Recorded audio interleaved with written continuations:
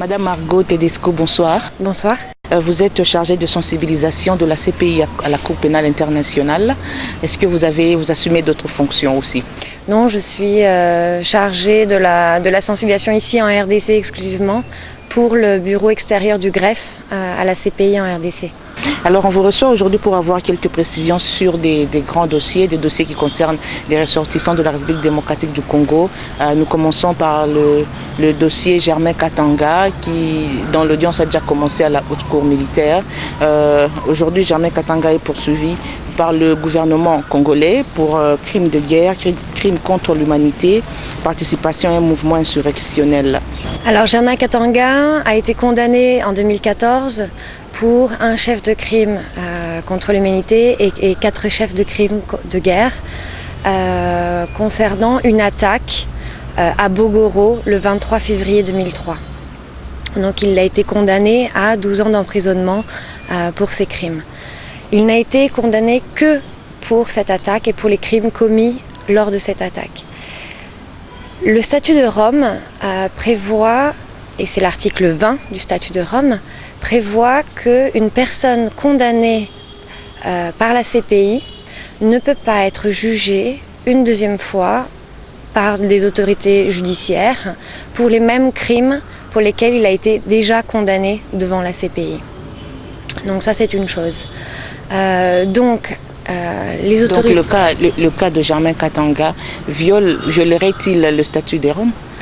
Alors, concernant l'article 20, étant donné que, d'après les informations que je sais, il n'est pas poursuivi pour les mêmes crimes et pour les crimes commis et pour lesquels il a été jugé à la CPI. Encore une fois, Germain Katanga, il n'a été condamné que pour des crimes commis lors de l'attaque à Bogoro le 23 février 2003. C'est-à-dire que si les autorités judiciaires de la RDC veulent juger Germain Katanga pour des crimes commis avant évidemment son transfert à la CPI, mais dans d'autres localités, les autorités judiciaires pourraient, dans le cadre de l'article, en vertu de l'article 20 du statut de Rome. Donc l'article 20 dit qu'une personne condamnée par la CPI ne peut pas être jugée une deuxième fois pour les mêmes crimes pour lesquels elle a été condamnée. Toutefois, il y a un autre article dans le statut de Rome, c'est l'article 108, qui dit que si des autorités judiciaires veulent juger une personne qui a été condamnée par la CPI, elle doit demander l'autorisation à la CPI pour commencer les poursuites. Et le cas de Germain Katanga, est-ce que la procédure a été respectée selon vous? Alors pour le moment, les discussions sont en cours entre les autorités judiciaires et la présidence de la CPI.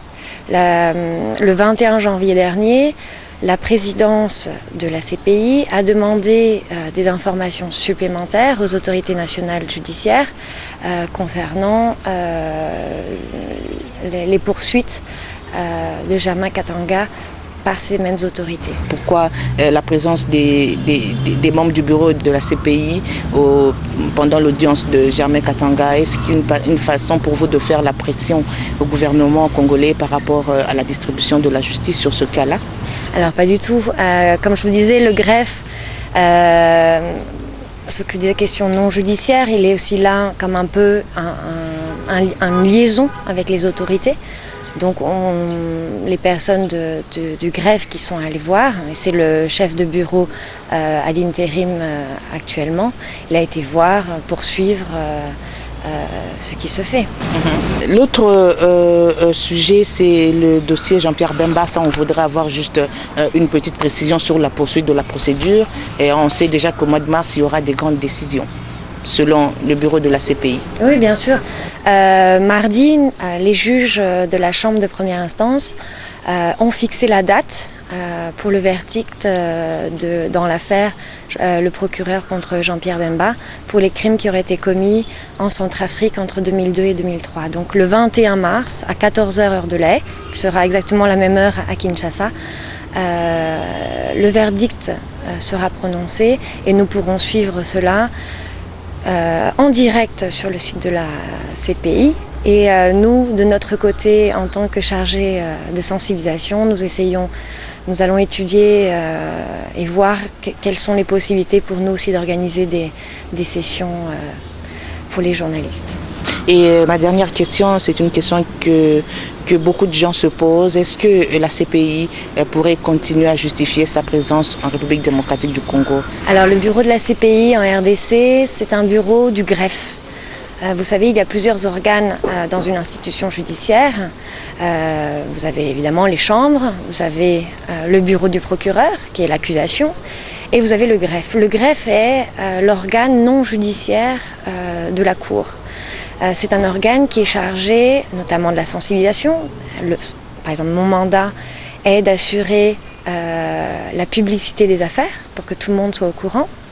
Que ce soit les communautés affectées, que ce soit les journalistes, la société civile et ainsi de suite, d'une part. Et notamment, le greffe est également chargé de soutenir tous les autres organes de la Cour.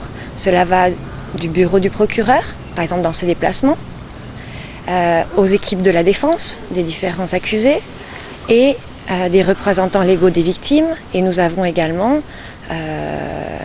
ici une section qui s'occupe de la protection des victimes et des témoins et une autre section qui s'occupe de la représentation des victimes et des réparations, la participation des victimes et des réparations. Donc jusqu'à ce que les affaires ne soient pas terminées, le greffe a encore du travail ici en RDC. Par ailleurs, nous avons encore un procès en cours. Nous avons l'affaire de Bosco, qui est à peine commencé. Et ensuite, il y a un mandat d'arrêt qui n'a toujours pas été exécuté concernant des crimes qui auraient été commis dans les Kivu autour de 2007 et Sylvestre Mudachumura. C'est un mandat d'arrêt qui, à ce jour, n'a pas encore été exécuté. Est-ce que le procès Bosco Ntaganda sera peut-être différent des autres par rapport au temps? Alors il est difficile de le dire. Comme vous savez, les crimes qui sont jugés devant la CPI, ce sont des crimes atroces. Ce sont aussi des crimes pour lesquels il faut beaucoup d'enquêtes, beaucoup de preuves. Ce que nous savons, c'est que il y a 18 chefs Bosco, il y a 18 chefs de crimes pour lesquels il doit répondre. Le bureau du procureur a annoncé qu'il avait plus de 5000 preuves à présenter pendant le procès et 80 témoins, si ma mémoire est bonne. Donc cela prendra le temps, il faudra le temps que l'accusation présente ses preuves à charge et à décharge, et ensuite évidemment que la défense puisse également présenter les discussions contradictoires par rapport aux charges présentées par l'accusation. Il est impossible de dire combien de temps va durer ce procès. Merci à vous pour votre disponibilité. Merci à vous.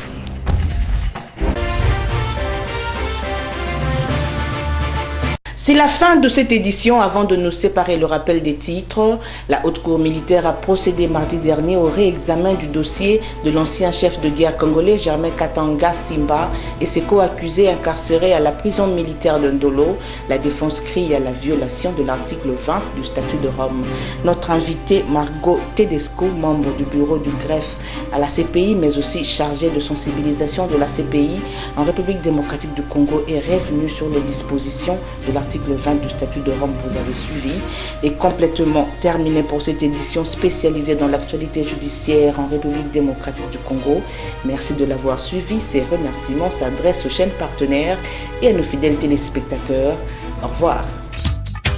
Journalistes incarcérés, journalistes assassinés, les voix des sans-voix tuées, tout ça doit changer.